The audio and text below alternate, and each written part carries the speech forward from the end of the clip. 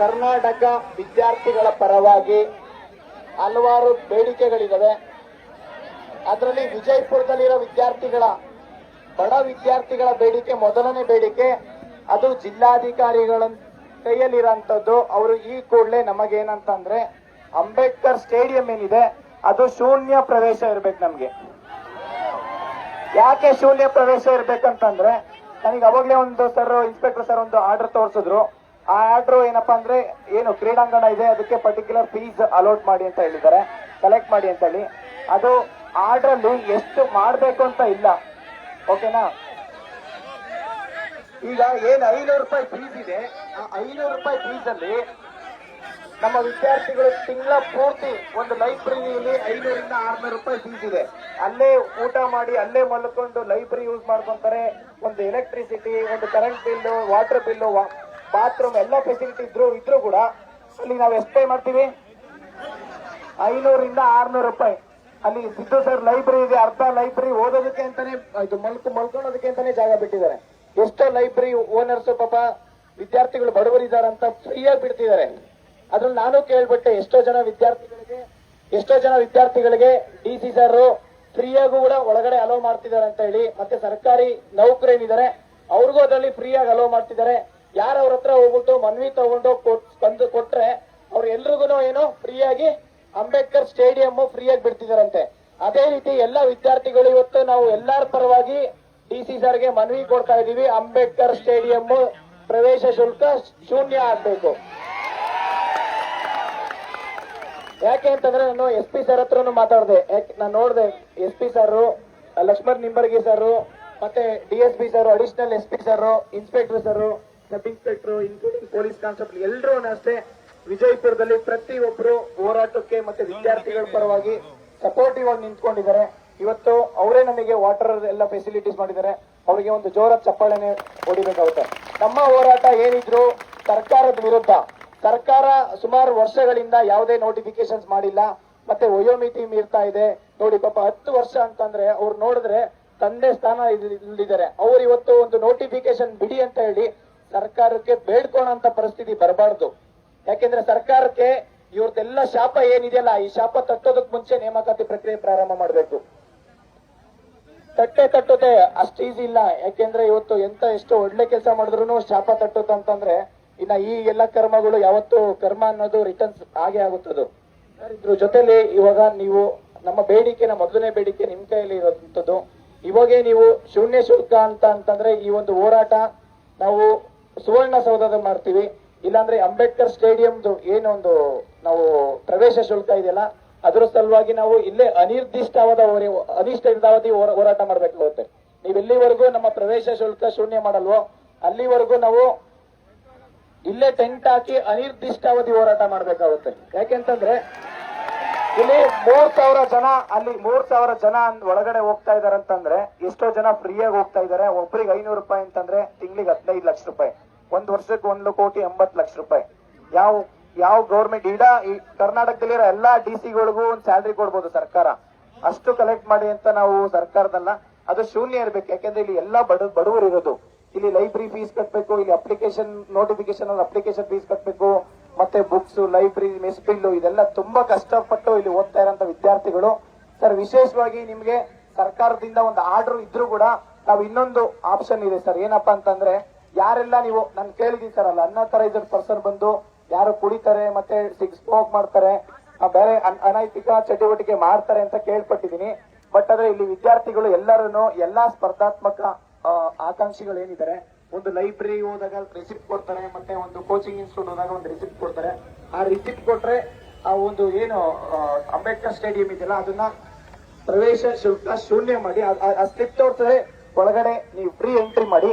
ಯಾರು unauthorised person smoke ಮಾಡ್ತಾನೆ, ಯಾರು ಸಿಗರೇಟ್ ಸೇರ್ತಾನೆ, ಯಾರು ಹುಡುಗಿನ ಚುಡಾಯಿಸ್ತಾರೆ ಅಂತವ್ರಿಗೆ ನೀವು ಗಲ್ಲಿಗೇರಿಸಿ, ನಾವು ನಿಮಗೆ ಸಪೋರ್ಟ್ ಮಾಡ್ತೀವಿ ಸರ್.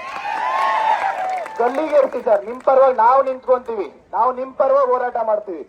ನಾವು ಎನ್ಕೌಂಟ್ರೆ ಮಾಡಿ ಸರ್, ಎಲ್ಲ ವಿದ್ಯಾರ್ಥಿಗಳು ನಿಮ್ ಪರವಾಗಿ ಇರ್ತೀವಿ ಸರ್. ಅದಾಗ್ಬೇಕು ಸರ್, ಅದಾಗ್ಬೇಕು. ಯಾಕೆಂದ್ರೆ ಹೆಣ್ಮಕ್ಳು ಗೌರವ ಕೊಟ್ಟು ಮತ್ತೆ ವಿಶೇಷವಾಗಿ ಅಲ್ಲಿ ಪ್ರಾಕ್ಟೀಸ್ ಮಾಡಕ್ ಹೋಗೋದು ಬಡವರೆಲ್ಲ. ಆರ್ಮಿಗೆ ಹೋಗ್ತಾರೆ, PC ಕಾನ್ಸ್ಟೇಬಲ್ ಅಲ್ಲಿ PSI PC ಗೆ ಪ್ರಾಕ್ಟೀಸ್ ಮಾಡೋದಕ್ಕೆ ಹೋಗ್ತಾ ಇರೋದು. ಇಲ್ಲಿ 24/7 ಲೈಬ್ರರಿ ಯೂಸ್ ಮಾಡ್ತಾರೆ 500 ಇಂದ 600 ರೂಪಾಯಿ. ಅಲ್ಲಿ ಕೇವಲ ಹಾಫ್ ಅನ್ ಅವರ್ ಅಷ್ಟೇ sir ground, maximum half an hour use ಮಾಡೋಂತ ಗ್ರೌಂಡ್ಗೆ 500 ರೂಪಾಯಿ ಪ್ರವೇಶ ಶುಲ್ಕ ಅಲ್ಲ ಸರ್. ಅದು ನೀವು ಇನ್ನೂ ಅಲ್ಲಿ ಬರುವಂತವ್ರಿಗೆ ನೀವೇ ವಾಟರ್ ಫೆಸಿಲಿಟೀಸು, ಇನ್ನು ಬೇಕಾದ್ರೆ ಏನಾದ್ರು ಬೇರೆ ಏನಾದ್ರು ಫೆಸಿಲಿಟೀಸ್ ಕೊಟ್ಟರು ಕೂಡ ಇನ್ನು ಒಳ್ಳೇದು ವಿದ್ಯಾರ್ಥಿಗಳಿಗೆ. ಅಷ್ಟು ಬಡತನದಿಂದ ಇದ್ದಾರೆ. ನಿಮ್ಮ ಕೈಲಾದ್ರೆ ಇವಾಗ ಈ ಕೂಡಲೇ ನಮ್ಗೆ ಈ ಹೋರಾಟ ಶಾಂತಿಯುತವಾಗಿ ಮಾಡಿದ್ವಿ. ಯಾಕೆಂದ್ರೆ ನಾನು SP ಸರ್ ಹತ್ರ ಮಾತಾಡಿದೆ, ನಾವು ಈಗ ಕಮಿಷನರ್ DC ಸರ್ ಇಲ್ಲೇ ಇದ್ದಾರೆ. ಈ ಒಂದು ನಿರ್ಧಾರ ಇಲ್ಲಿ ಆನ್ ಸ್ಪಾಟ್ ತಗೊಳ್ಳೋಂಥದ್ದು. ಯಾಕೆಂದ್ರೆ ಇದು ಯಾರನ್ನ ಪಬ್ಲಿಕ್ ಯಾರಾದ್ರೂ ಹೋಗಿ ಮನವಿ ಕೊಟ್ಟಿದ್ರ ಫೀಸ್ ತಗೊಳ್ಳಿ ಅಂತ ಹೇಳಿ ಕೊಟ್ಟಿದೀವಾ? ಇದು ಸರ್ಕಾರನೇ ಆದೇಶ ಮಾಡ್ಕೊಂಡಿರೋಂಥದ್ದು. ಸರ್ಕಾರ ಎಂತ ಆದೇಶ ಮಾಡ್ಕೊಂಡು ಎಂತೆಂತ ಆದೇಶ ವಾಪಸ್ ತಗೊಂಡಿದ್ದಾರೆ. ತಗೊಂಡಿದ್ಯಾ ಇಲ್ಲ? ಅದೇ ರೀತಿ ಸರ್ಕಾರ ಯಾವುದೇ ಆದೇಶ ಇದ್ರೂ ಕೂಡ ಅದು ವಾಪಸ್ ತಗೊಂಬೋದು. ಆದೇಶ ನನಗಂತಂಗೆ ಅದು ಆದೇಶ ತಗೊಂಡ್ಬಂದಿದ್ದಾರೆ ಸರ್.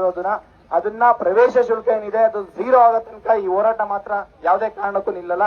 ಇದು ಮೊದಲನೇ ಬೇಡಿಕೆ. ಇದ್ರ ನಂತರ ಸುಮಾರು 13 ಬೇಡಿಕೆ ಇದಾವೆ ಸರ್ಕಾರದಲ್ಲಿ. ನಾವು ಸುಮಾರು 5-6 ವರ್ಷದಿಂದ ಯಾವುದೇ ನೇಮಕಾತಿ ಆಗಿಲ್ಲ ಸರ್. 2 ವರ್ಷ ಕೋವಿಡ್ ಅಂತ ಹೇಳಿ ಅದು ಇಡೀ ಪ್ರಪಂಚಕ್ಕೆ ಎಕ್ಸೆಪ್ಷನ್ ಅದು. ಯಾಕೆಂದ್ರೆ ಕೋವಿಡ್ ಇಂದ ಎಷ್ಟೊಂದು ಜನ ಸಾವನ್ನಪ್ಪಿದ್ದಾರೆ. ಅದರಿಂದ ಎಷ್ಟೋ ಜನ ನೋವನ್ನುಂಟು ಮಾಡಿದ್ದಾರೆ, ನೋವು ಆಗಿದೆ ಅದಕ್ಕೆ. ಯಾಕೆಂದ್ರೆ ನಾನು ನೋಡಿದೀನಿ ಅತಿ ಹೆಚ್ಚು ಸರ್ಕಾರದಲ್ಲಿರೋ ಅಧಿಕಾರಿಗಳು, ಡಾಕ್ಟರ್ಸ್, ಪೊಲೀಸ್ ಅವರೇ ಹೆಚ್ಚು ಪೇರೆಂಟ್ಸ್ ಮತ್ತೆ ಅವರು ತೀರ್ಕೊಂಡಿರೋಂಥದ್ದು ನಾನು ಕೇಳ್ಪಟ್ಟಿದ್ದೀನಿ. ಆ ತರ ಸಿಚುವೇಶನ್ ಎಲ್ಲ ನಾವು ಫೇಸ್ ಮಾಡಿದೀವಿ. 2 ವರ್ಷ ಎಕ್ಸೆಪ್ಷನ್. ಅದ್ರ ನಂತರ 3 ವರ್ಷ ಏನಿದೆಯಲ್ಲ ಸರ್, 1 ವರ್ಷ ಎಲೆಕ್ಷನ್ ಇಯರ್, ಮತ್ತೆ ಏನು ಲಾಸ್ಟ್ 1.5 ಇಯರ್ ಇಂದ ಒಳ ಮೀಸಲಾತಿ ಅಂದ್ಬಿಟ್ಟು ಯಾವುದೇ ನೇಮಕಾತಿ ಆಗಿಲ್ಲ ಸರ್. ಈ ಒಂದು ಎಕೋ ಸಿಸ್ಟಮ್ ಏನಿದೆ, ಕೋಚಿಂಗ್ ಇನ್ಸ್ಟಿಟ್ಯೂಟ್ ಇರ್ಬೋದು, ಲೈಬ್ರರಿ, ಅಲ್ಲಿ ಟೀ ಶಾಪ್, ಹೋಟೆಲ್ಸ್, ಪ್ರತಿ ಒಂದಕ್ಕೂ ತೊಂದರೆ ಆಗ್ತಾ ಇದೆ ಸರ್ ಇವತ್ತು. ಅದಕ್ಕಿಂತ ಹೆಚ್ಚಾಗಿ ಇಲ್ಲಿರೋ ಎಲ್ಲ ಬಡ ವಿದ್ಯಾರ್ಥಿಗಳಿದಿರಲ್ಲ, ಇವ್ರ ತಂದೆ ತಾಯಿಗಳಿಗೆ ಹೊರೆ ಆಗ್ತಾ ಇದೆ. ಯಾಕೆಂದ್ರೆ ಪ್ರತಿ ತಿಂಗಳು ಅವ್ರ ಅಪ್ಪ ಅಮ್ಮ ಕಷ್ಟ ಬಿಟ್ಟು ಬಿಸಿಲಲ್ಲಿ ದುಡ್ದು 5-10 ಸಾವಿರ ದುಡ್ಡು ಕೊಟ್ಟು ಸಾಲ ಮಾಡಿ ಇವ್ರನ್ನ ಓದೋದಕ್ಕೆ ಇಲ್ಲಿ ತಿಳಿಸಿದ್ದಾರೆ. ಇವ್ರನ್ನ ವಿಶೇಷವಾಗಿ ಈ ಒಂದು ವಿಚಾರವಾಗಿ ನಮ್ಮ ಬೇಡಿಕೆ ಏನಿದೆ ಅಂದ್ರೆ, ಸರ್ಕಾರದಲ್ಲಿ ನಾನು ಹಾಕಿದ RTI ಮಾಹಿತಿ ಪ್ರಕಾರ 43 ಡಿಪಾರ್ಟ್ಮೆಂಟ್ ಇಂದ 2,76,386 ಖಾಲಿ ಹುದ್ದೆ ಇದೆ ಸರ್. 43 ಡಿಪಾರ್ಟ್ಮೆಂಟ್ ಇಂದ. ಟೀಚರ್ಸ್ ವೇಕೆನ್ಸಿ 70,727 ಹುದ್ದೆ ಖಾಲಿ ಇದೆ. ಪೊಲೀಸ್ ಡಿಪಾರ್ಟ್ಮೆಂಟ್ ಅಲ್ಲಿ 25 30 ಸಾವಿರ ಹುದ್ದೆ ಖಾಲಿ ಇದೆ. ಆರೋಗ್ಯ ಇಲಾಖೆಯಲ್ಲಿ 35,000 ಖಾಲಿ ಹುದ್ದೆ ಇದೆ. ಕಂದಾಯ ಇಲಾಖೆಯಲ್ಲಿ 11,000 ಹುದ್ದೆ ಖಾಲಿ ಇದೆ ಸರ್. ಈಚ್ ಅಂಡ್ ಎವ್ರಿ ಯಾವುದೇ ಸರ್ಕಾರಿ ಕಚೇರಿಗೆ ಹೋಗಿ 50% ಅಂದ್ರೆ 2-3 ಜನ ಮಾಡೋ ಕೆಲಸ ಒಬ್ಬೊಬ್ರು ಮಾಡ್ತಾ ಇದ್ದಾರೆ ಇವತ್ತು. ಆ ಪರಿಸ್ಥಿತಿಯಲ್ಲಿ ಪೊಲೀಸ್ ಡಿಪಾರ್ಟ್ಮೆಂಟ್ ಅಲ್ಲಿ ನಾನು ಸರ್ ಪ್ರತಿ ದಿನ ನಾನು ವಾರಕ್ಕೆ 3-4 ದಿನ ಪೊಲೀಸ್ ಸ್ಟೇಷನ್ ಹೋದಾಗ ನೋಡ್ತೀನಿ. ಮತ್ತೆ ಎಷ್ಟೋ ಜನ ಸ್ನೇಹಿತರು ಗೊತ್ತಿರೋರು ಇದ್ದಾರೆ. ನಾನು ಎಷ್ಟೋ ಜನ ಕಮಿಷನರ್ ಸರ್ ಹತ್ರ ಮಾತಾಡಿದೀನಿ, SP ಸರ್ ಹತ್ರ ಮಾತಾಡಿದೀನಿ. ಅಲ್ಲಿನ ಪರಿಸ್ಥಿತಿ ಹೆಂಗಿದೆ ಅಂತಂದ್ರೆ, ರೆಕ್ರೂಟ್ಮೆಂಟೇ ಮಾಡ್ಕೊಂಡಿಲ್ಲ ಅಂತಂದ್ರೆ ಸರ್ಕಾರ ಸುಮ್ನೆ ಏನೋ ಮನೆಗೆ ಪೊಲೀಸ್ ಅಂತ ಹೇಳೋದು ಒಂದು ಸ್ಕೀಮ್ ತಗೊಂಡ್ಬಂದ್ರದಷ್ಟೇ. ಏನೋ ನಾವಿದೀವಿ ಅಂತ ಹೇಳಿ. ನೀವು ಮನೆಗಲ್ಲ, ಮನೆಗೆ ಒಂದು ಕುಟುಂಬಕ್ಕೆ ಒಂದು ಜಾಬ್ ಕೊಡಿ ಫಸ್ಟ್. ಇಲ್ಲ ಅಲ್ಲಿರೋ ಖಾಲಿ ಹುದ್ದೆಗಳು ಫಿಲ್ ಮಾಡಿದ್ರೆ ಸಾಕು. ಮನೆಗೆ ನೀವು ಪೊಲೀಸ್ ಕೂಡ ಅಂತ ಅವಶ್ಯಕತೆನೇ ಇಲ್ಲ. ಪ್ರತಿ ಮನೆಗೂ ಅವರೇ ಸೇಫ್ಟಿ ಆಗ್ತಾರೆ. ಇವತ್ತು ಫೈನಾನ್ಷಿಯಲ್ ಬರ್ಡನ್ ಯಾವ ರೀತಿ ಆಗ್ತಾ ಇದೆ ಅಂತಂದ್ರೆ, ನೀವು ಹೋಗಿ ಮನೆಗೆ ಹೋಗಿ ಮನೆ ಪೊಲೀಸ್ ಅಂತ ಹೋಗಿ ಕೇಳಿದಾಗ ಅವ್ರ ಪೇರೆಂಟ್ಸ್ ಏನ್ ಹೇಳ್ತಾರೆ, ನನ್ ಮಗ ಓದಕ್ ಬಂದು ಹೋಗಿದ್ದಾನೆ, 5 ವರ್ಷ ಆಯ್ತು, 7 ವರ್ಷ ಆಯ್ತು, ಅವನಿಗೆ ಹೆಣ್ ಸಿಗ್ತಾ ಇಲ್ಲ ಅಂತ ಕೇಳ್ತಾ ಇದಾರೆ. ಆ ಮಟ್ಟದ ಪರಿಸ್ಥಿತಿ ಆಗ್ತಿದೆ ಸರ್ ಇವತ್ತು. ಈ ಎನ್ವಿರಾನ್ಮೆಂಟ್ ಅಲ್ಲಿ ಓದಕ್ ಬಂದಾಗ ಅವ್ರು ನೋಡಿ, ಅವ್ರ ಮೆಂಟಲ್, ಫಿಸಿಕಲ್, ಹೆಲ್ತ್ ಯಾವ ತರ ಚೇಂಜಸ್ ಆಗಿದೆ ಅಂತ ಹೇಳಿ. ಅವ್ರು ಬಂದಾಗ ಎಷ್ಟು ಒಂಥರ ತುಂಬಾ ಎನರ್ಜಿಕ್ ಆಗಿ ಬರ್ತಾರೆ. ಇಲ್ಲಿ ಬಂದು 2-3 ವರ್ಷದಲ್ಲಿ ಎಷ್ಟು ಕಷ್ಟದಿಂದ ನರಳುತ್ತಾ ಇದಾರೆ ಅಂತಂದ್ರೆ, ಪ್ರತಿ ಬೆಳಿಗ್ಗೆ ಇಲ್ಲಿ 10 ರೂಪಾಯಿ 20 ರೂಪಾಯಿ ಬೆಳಿಗ್ಗೆ ರೋಡ್ ಸೈಡ್ ಅಲ್ಲಿ ಸಿಗಂತ ಊಟ ತಿನ್ಕೊಂಡು, ನಾನು ಅವ್ರ ಜೊತೆ ಕಳೆದ 1 ವಾರದಿಂದ ಊಟ ಮಾಡಿದೀನಿ ಸರ್. ಆದ್ರೆ ಡೈಲಿ 2-3 ಟ್ಯಾಬ್ಲೆಟ್ಸ್ ತಿಂತಾ ಇದೀನಿ. ನಾನು 3 ಟ್ಯಾಬ್ಲೆಟ್ಸ್ ತಿಂತಾ ಇದೀನಿ. ಅಂತ ಪರಿಸ್ಥಿತಿಯಲ್ಲಿ ಸ್ಟೂಡೆಂಟ್ಸ್ ಬದುಕ್ತಿದಾರೆ ಅಂತಂದ್ರೆ, ಸರ್ಕಾರ ನಿಜವಾಗ್ಲೂ ಇದ್ರೂ ಸತ್ತಂಗೆ.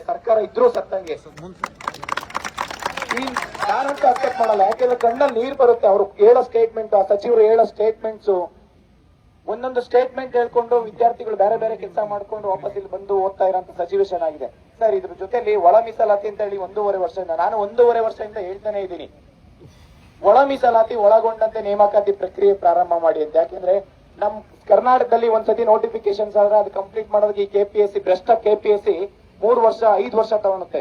ಒಂದು ಅಡಿಷನಲ್ ಲಿಸ್ಟ್ ಬಿಡೋದಕ್ಕೆ 10 ವರ್ಷ ತಗೊಳುತ್ತೆ. ಅವನು ಅಡಿಷನಲ್ ಲಿಸ್ಟ್ ಅಲ್ಲಿ ಹೆಸರಿದ್ರು ಅವ್ನ ಮನುಷ್ಯ ಬದುಕಿರಲ್ಲ. ಆ ಪರಿಸ್ಥಿತಿಗೆ KPSC ತಗೊಂಡಿದೆ. ಸೀರಿಯಸ್ಲಿ ಹೇಳ್ತಾ ಇದೀನಿ, ಎಷ್ಟೋ ಜಾಬ್ ಈ ತರ ಆಗಿದೆ ಸರ್ ಇದು.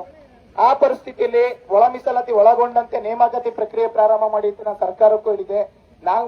ಜಸ್ಟಿಸ್ ನಾಗಮೋಹನ್ ದಾಸ್ ಸರ್ಗೆ ನಾನು ಅವರೇ ನೇಮಕಾತಿಗೂ ಮತ್ತೆ ಈ ಒಳ ಮೀಸಲಾತಿಗೂ ಸಂಬಂಧ ಇಲ್ಲ, ನಾನೇ ಪತ್ರ ಬರೀತೀನಿ ಅಂತ ಹೇಳಿದ್ರು. ಪಾಪ ಪತ್ರ ಬರೀತೀನಿ ಅನ್ನೋಷ್ಟೊತ್ತಿಗೆ ವಾಪಸ್ ಇನ್ನೊಂದ್ಸತಿ ಅವರು ಸರ್ಕಾರದ ಹತ್ರ ಚರ್ಚೆ ಬರ್ದಿರ್ಬೇಕು. ಅವ್ರಿಗೆ ಏನೋ ಬೆದರಿಕೆ ಹಾಕ್ಬಿಟ್ಟಿದ್ದಾರೆ ಅನ್ಕೊಂಡ್ಬಿಡ್ತೀನಿ. ಅವ್ರು ನೆಕ್ಸ್ಟ್ ಟೈಮ್ ಹೋದಾಗ ನನ್ನ ಪತ್ರನೇ ಬರೆಯಲ್ಲ ಅಂದ್ಬಿಟ್ರು. ಸೀರಿಯಸ್ಲಿ ಪತ್ರ ಫಸ್ಟ್ ಟೈಮ್ ಹೋದಾಗ ಪತ್ರ ಬರೀತೀನಿ ಅಂದ್ರೆ ನೆಕ್ಸ್ಟ್ ಟೈಮ್ ಹೋದಾಗ ಪತ್ರನೇ ಬರೆಯಲ್ಲ ಅಂದ್ಬಿಟ್ರು. ನನ್ನ ಹತ್ರ ಪೂರ್ತಿ ಚರ್ಚೆ ಮಾಡಿದ್ರು. ಇನ್ನು ಅವಾಗ 50 ಕೋಟಿ ಬೇಕು ಅಂತ ಹೇಳಿದ್ರು, ಎಲ್ಲ ಸೆನ್ಸಸ್ ಮಾಡಿ ಇದ್ ಮಾಡೋದಕ್ಕೆ. ಸರ್ ನಾನು ಸರ್ಕಾರಕ್ಕೆ ಹೇಳ್ತೀನಿ, ನೀವು ಮಾಡ್ತಾ ಇರೋದು ಒಳ್ಳೆ ಇದೆ, ಬಟ್ ಆದ್ರೆ ಬೇಗ ಮುಗಿಸಿ ಅಂತ ಕೇಳಿದೆ. ಅದಕ್ಕೂ ಇದಕ್ಕೆ ಸಂಬಂಧನೇ ಇಲ್ಲ ಅಂತ ಹೇಳಿದ್ರು.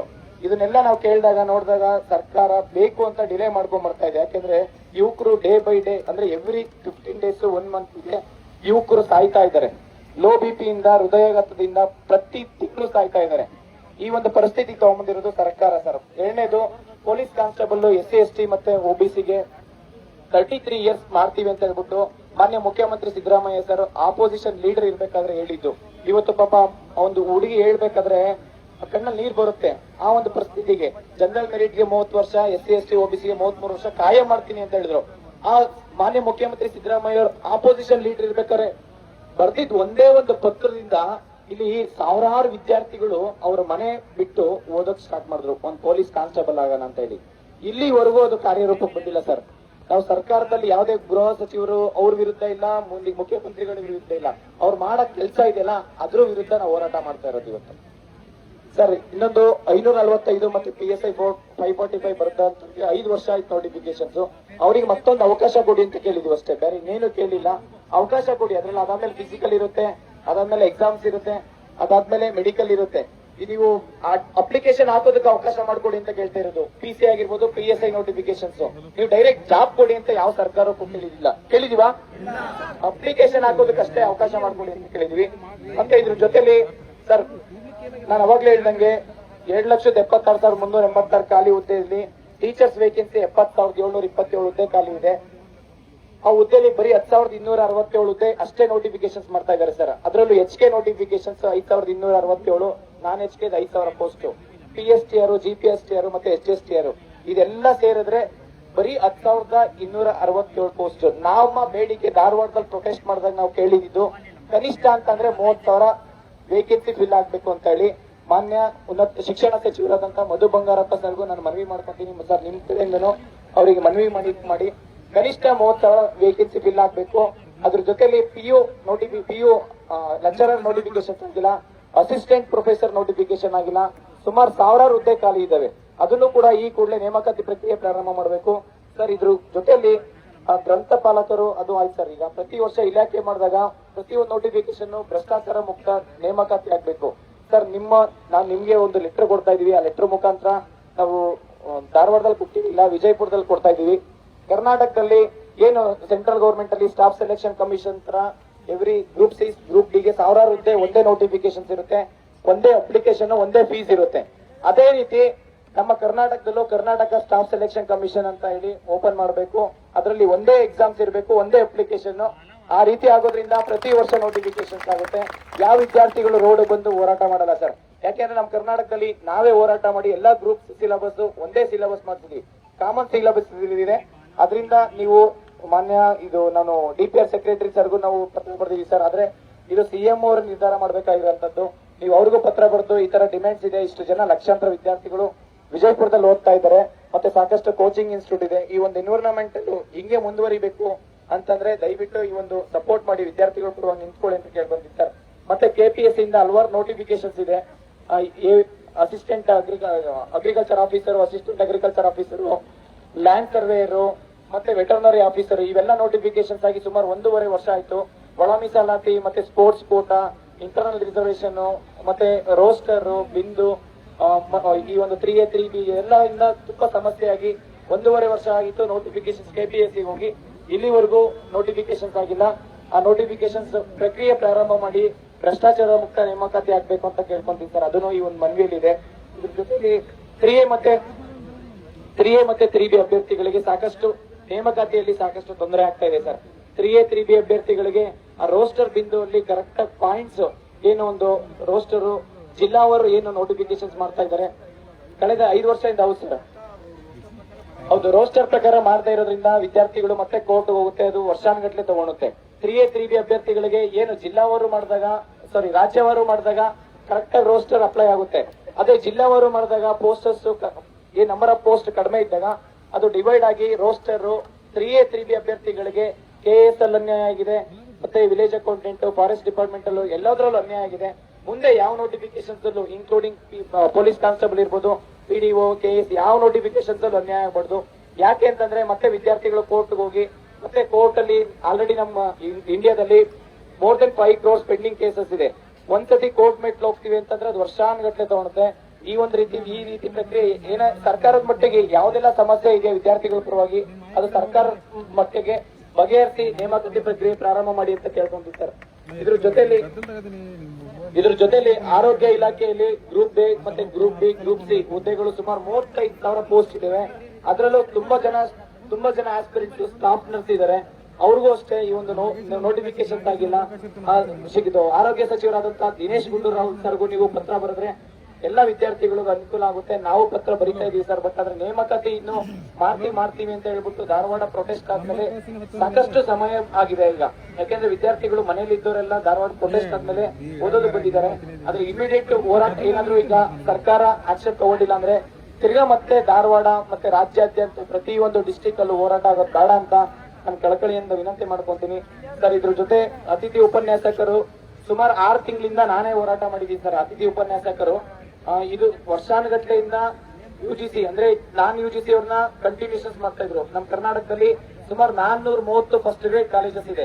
430 ಫಸ್ಟ್ ಗ್ರೇಡ್ ಕಾಲೇಜಲ್ಲಿ 10,000 ಪೋಸ್ಟ್ ಶಿಕ್ಷಣ ಇಲಾಖೆ ಅಂದ್ರೆ ಕಾಲೇಜು ಶಿಕ್ಷಣ ಇಲಾಖೆಯಿಂದ ನೋಟಿಫಿಕೇಶನ್ ಮಾಡಿದ್ರು.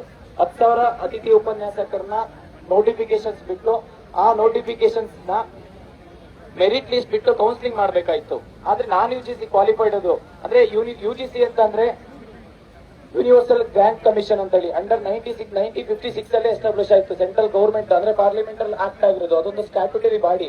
ಅದ್ರ ಪ್ರಕಾರ ಏನ್ ಆಕ್ಟ್ ಮಾಡಿದೆ ಅದನ್ನ ಸರ್ಕಾರ ಮತ್ತೆ ಯಾವುದೇ ಡಿಪಾರ್ಟ್ಮೆಂಟ್ ಇಲಾಖೆ ಅದನ್ನ ಫಾಲೋ ಮಾಡ್ಬೇಕಾಯ್ತು. ಅದ್ರ ಪರವಾಗಿ UGC ಕ್ವಾಲಿಫೈಡ್ ಆಗಿರೋದನ್ನ 10,000 ಅತಿಥಿ ಉಪನ್ಯಾಸಕರನ್ನ ಗೆಸ್ಟ್ ಲೆಕ್ಚರ್ ಆಗಿ ತಗೊಳ್ಳಿ ಅಂತ ಹೇಳ್ಬಿಟ್ಟು ಕಂಟಿನ್ಯೂಸ್ ಆಗಿ ಡಿವಿಷನ್ ಬೆಂಚ್ ಅಲ್ಲಿ ನಾವೇ ಹೋರಾಟ ಮಾಡಿ ನಮ್ಮ ಪರವಾಗಿ ಬಂತು. UGC ಕ್ವಾಲಿಫೈಡ್ ಆಗಿರೋದನ್ನ net to state PhD holders ತಗೊಳ್ಳಿ ಅಂತ ಹೇಳಿ ಅದ್ರ ಪ್ರಕಾರ ಡಿವಿಷನ್ ಬೆಂಚ್ ಮತ್ತೆ ಒಂದು ಸರ್ಕಾರ ಆದೇಶದ ಪ್ರಕಾರ ತುಂಬಾ ಡಿಲೇ ಮಾಡ್ತಾ ಇದೆ. ಈಗ 10,000 ಅತಿಥಿ ಉಪನ್ಯಾಸಕರು ತಗೊಂತಾ ಇದ್ದಾರೆ. ನಾವು ಸಾಕಷ್ಟು ಹೋರಾಟನೂ ಮಾಡಿದೀವಿ, ಕಾನೂನು ರೀತಿಯಲ್ಲೂ ನಮ್ಮ ಪರವಾಗಿ ಆಗಿದೆ. ಅದನ್ನ ಈ ಕೂಡಲೇ ಏನಪ್ಪಾ ಅಂತಂದ್ರೆ ಕ್ವಾಲಿಫೈಡ್ ಇರೋನ್ನ ತಗೋಬೇಕು. ಮತ್ತೆ ಇದರಲ್ಲಿ ಸಾಕಷ್ಟು ಈ ಒಂದು PhD ಹೋಲ್ಡರ್ಸ್ ಇದಾರಲ್ಲ ಸರ್, ಅದರಲ್ಲಿ ಫೇಕ್ ಸರ್ಟಿಫಿಕೇಟ್ ಎಲ್ಲ ಡಿಸ್ಟ್ರಿಕ್ಟ್ ಮತ್ತೆ ಯೂನಿವರ್ಸಿಟಿಯಿಂದ ಫೇಕ್ ಸರ್ಟಿಫಿಕೇಟ್ ಆಗ್ತಾ ಇದೆ. ಇದನ್ನ ತಡೆಗಟ್ಟಬೇಕು. ಮತ್ತೆ ಯಾರು ಈ ಫೇಕ್ ಸರ್ಟಿಫಿಕೇಟ್ ಕೊಡ್ತಾ ಇದಾರೆ ಅವ್ರಿಗೆ ಶಿಕ್ಷೆ ಆಗ್ಬೇಕು.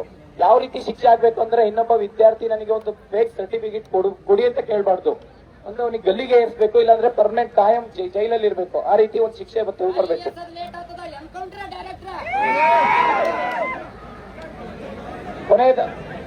ಕೊನೆಯದಾಗಿ ನಾನು ಇಷ್ಟೆಲ್ಲ ಏನು ನಮ್ಮ ಸಮಸ್ಯೆಗಳನ್ನ, ನಮ್ಮ ಬೇಡಿಕೆನ ಇಷ್ಟು ನಿಮ್ಮ ವಿದ್ಯಾರ್ಥಿಗಳ ಪರವಾಗಿ ನಾನು DC ಸರ್ಗೆ ನಾನು ಮನವಿ ಮಾಡ್ಕೊಂತ ಇದ್ದೀನಿ. ಅದರಲ್ಲಿ ಮೊದಲನೇ ಬೇಡಿಕೆ ಎಲ್ಲರ ವಿದ್ಯಾರ್ಥಿಗಳ ಪರವಾಗಿ ಅವರು ಈ ಕೂಡಲೇ ಏನಂದ್ರೆ ಘೋಷಣೆ ಮಾಡಬೇಕು ಅಂತ ಕೇಳ್ಕೊಂತೀನಿ. ಮತ್ತೆ ಇನ್ನೂ ಏನಪ್ಪಾ ಅಂತಂದ್ರೆ ನೀವೆಲ್ಲ ವಿದ್ಯಾರ್ಥಿಗಳು ತಾಳ್ಮೆಯಿಂದ ಇರಿ. ಎಲ್ಲ ಅಧಿಕಾರಿಗಳಿಗೆ ಒಂದು ರೆಸ್ಪೆಕ್ಟ್ ಕೊಡಿ. ಯಾಕಂದ್ರೆ ಅವ್ರು ನಮ್ಮ ಪರವಾಗಿ ಕೆಲಸ ಮಾಡ್ತಿದ್ದಾರೆ. ಯಾಕಂದ್ರೆ ನಮ್ಮ ಕಷ್ಟ ಏನು ಅಂತ ಗೊತ್ತು. ಯಾಕಂದ್ರೆ ನಮ್ಮಿಂದ ನಮ್ಮ ಕಷ್ಟ ಸುಖಗಳನ್ನ ನೋಡ್ಕೊಂಡು ಅವ್ರು ಅಧಿಕಾರಿಗಳಾಗಿದ್ದಾರೆ. ಹಂಗಾಗಿ ಅವ್ರು ನಮ್ಮ ಮನವಿಗೆ ಸ್ಪಂದಿಸಿ ಎಲ್ಲ ವಿದ್ಯಾರ್ಥಿಗಳ ಪರವಾಗಿ ಇರ್ತಾರೆ ಅಂತ ನಾನು ಎಲ್ಲ ವಿದ್ಯಾರ್ಥಿಗಳ ಪರವಾಗಿ ನಾನು ಕೇಳ್ಕೊಂತೀನಿ. ನಮ್ಮ ಎಲ್ಲರನ್ನ ಹಿತೈಷಿಸಿ